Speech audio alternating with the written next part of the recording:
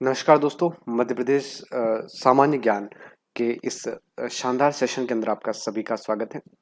आज हम मध्य प्रदेश के एक ऐतिहासिक शहर बुरहानपुर की बात करेंगे।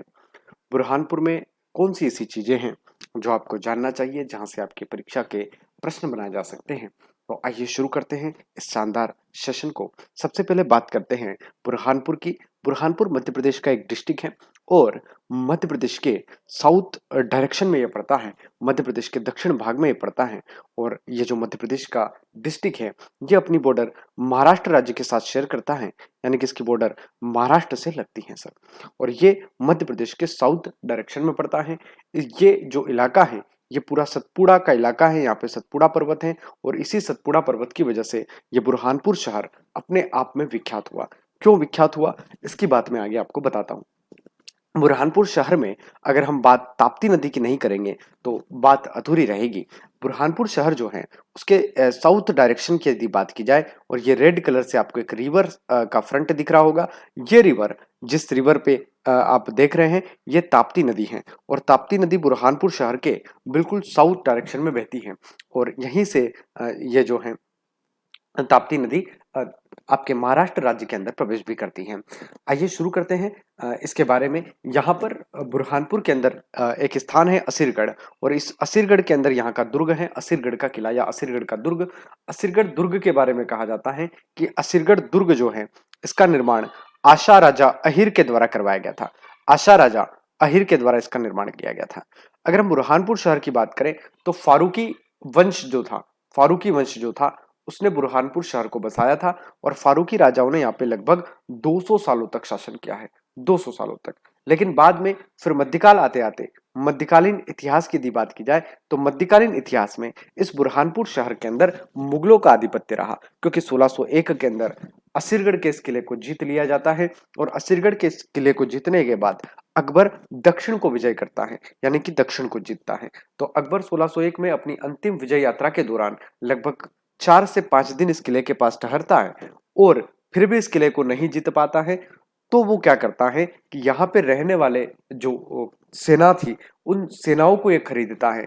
उसके जो सैनिक थे उनको ये खरीदता है स्वर्ण मुद्राएं देकर, और तब ये इस किले को जीत पाता है। तो कहा जाता है कि स्वर्ण कुंजी से खुलने वाला दरवाजा जो था वो असीरगढ़ किले का है। और असीरगढ़ की जो लोकेशन है वो इस प्रकार से बनी हुई है कि अगर आप इस किले को जीतते हो तभी आप साउथ में जा सकते हो, तभी आप भारत के दक्षिण भाग में जा सकते हो।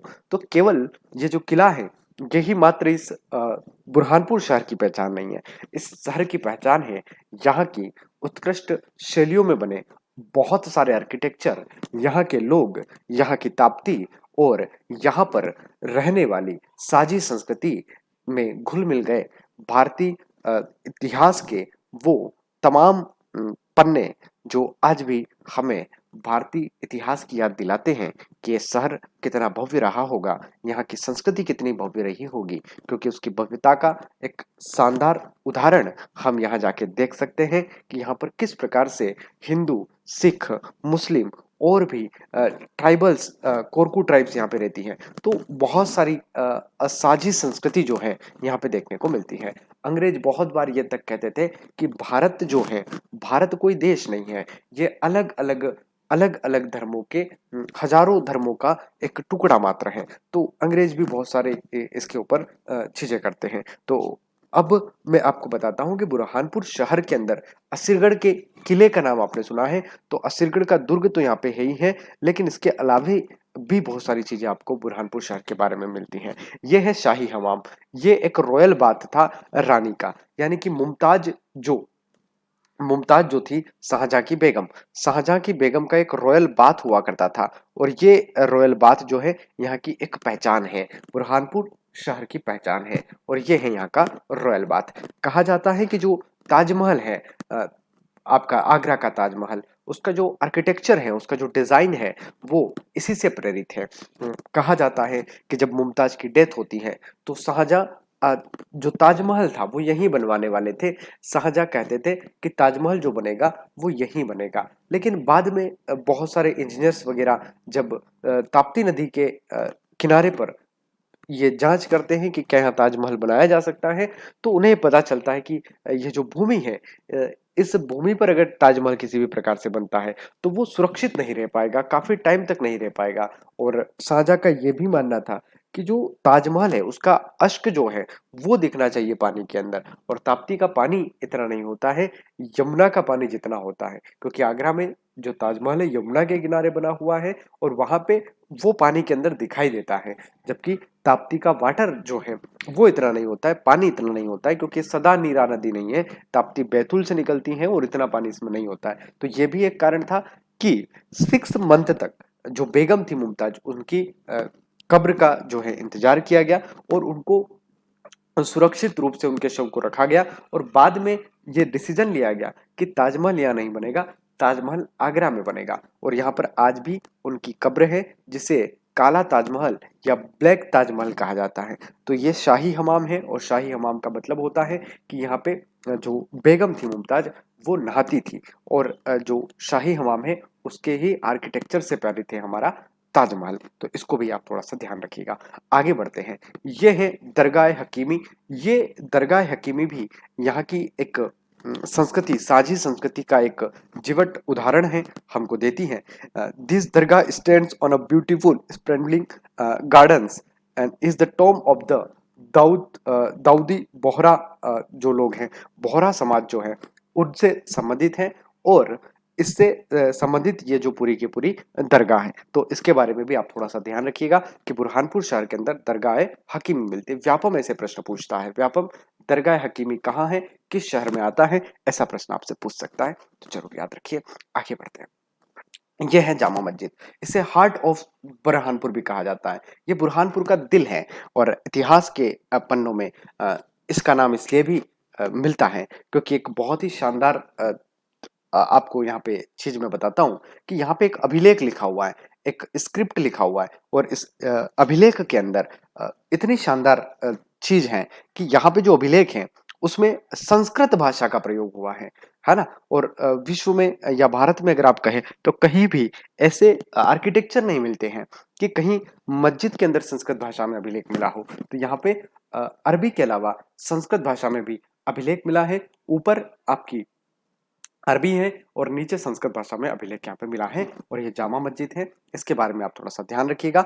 ये जामा मस्जिद आपको बुरहानपुर शहर के अंदर मिलती है, जो बुरहानपुर के एक सांझी संस्कृति को बताती हैं, क्योंकि यहाँ पे अब्दुल रहीम खाने खाना हुए हैं, और अब्दुल रहीम खाने खाना अकबर के 9 रत्नों में से एक थे। और अब्दुल रहीम खाने खाना वही रहीम है जिनके दोहे भारत के हर गांव के अंदर आज भी सुने जाते हैं। और अब्दुल रहीम खाने खाना के बारे में जो बात कही जाती है वो ये कही जाती है कि अब्दुल रहीम खाने खाना कबीर से प्रेरित थे। वो कबीर जो आपके उत्तर प्रदेश के थे, और कबीर के लगभग 100 साल के बाद हुए रहीम, और रहीम अब्दुल रहीम खाना खाना के नाम से आप उन्हें जानते हैं। और भी बहुत सारे दोहे उनके आज भी मिलते हैं। एक और इंटरेस्टिंग बात मैं आपको बताता हूँ बुरहानपुर शहर के बारे में। जब गुरु गोविंद सिंह अपने साउथ यात्रा के दौरान बुरहानपुर शहर के अंदर रुकते हैं, तो कहा जाता है कि गुरु गोविंद सिंह अपनी जो गुरु ग्रंथ साहिब होती है उसको स्वर्ण अक्षरों में यहाँ पे लिखते हैं, और उसमें भी रहीम के दोहों को और कबीर के दोहों को शामिल किया जाता है। तो आज भी कबीर मंदिर यहाँ पे आपको मिलता है। अब्दुल रहीम खान खाना से जुड़ी हुई बहुत सारी चीजें यहाँ पे मिलती हैं, और हमारे सिख समुदाय के जो गुरु गोविंद सिंह जी हैं उनसे संबंधित भी बहुत सारी चीजें यहाँ पे आपको देखने को मिलती हैं। यह है कुंडी भंडारा।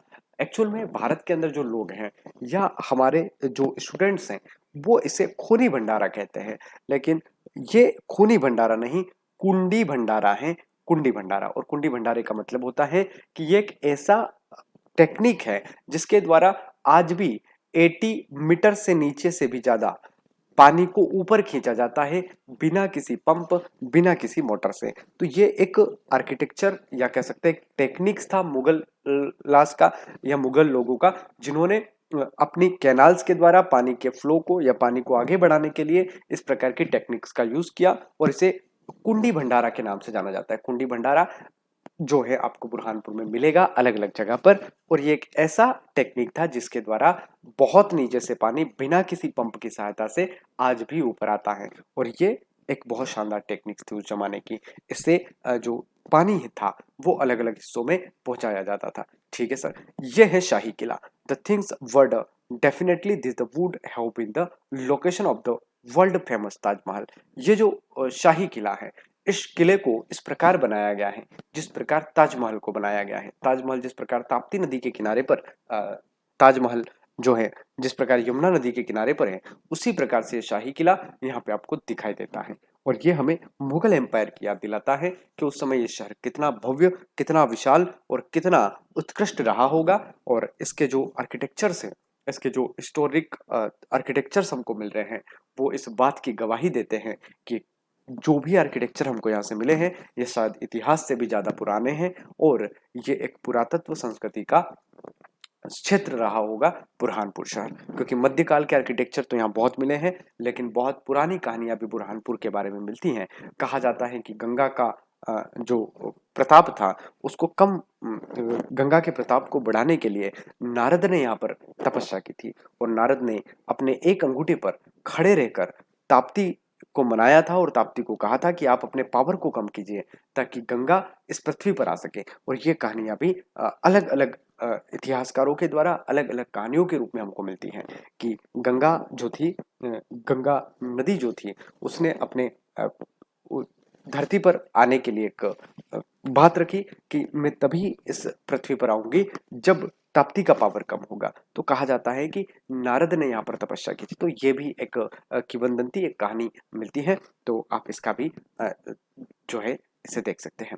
आगे बढ़ते हैं सर। ये जो है ये अहू खाना है। अहू खाना का मतलब होता है कि ये अभी वर्तमान में अगर अहू खाने की बात करो तो ये एक डियर पार्क है, यानी कि यहाँ पे पार्क बना हुआ है, हिरण वगैरह यहाँ पे घूमती हैं।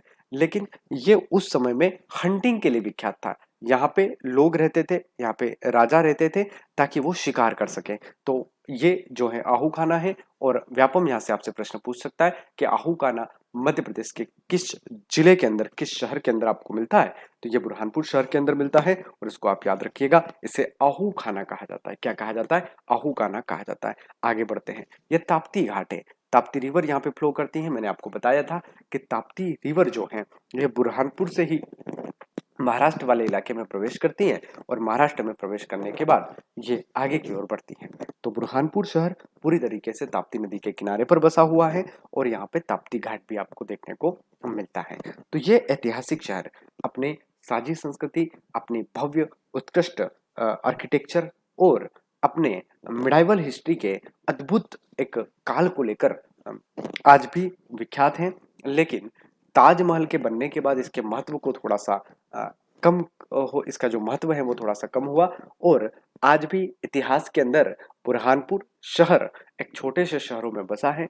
लेकिन आप ध्यान रखिए, अगर आप मध्य प्रदेश के हैं, अगर आप भारत के किसी भी कोने से इस वीडियो को देख रहे हैं, तो एक बार बुरहानपुर जरूर जाए, बुरहानपुर को विजिट करें। वहाँ की भव्यता कैसी रही होगी उसको कल्पना करें, और किस प्रकार उस शहर में आज भी हिंदू, सिख, मुस्लिम और सभी प्रकार के धर्मों के लोग किस प्रकार एक साझी संस्कृति के रूप में बुरहानपुर शहर में रहते हैं।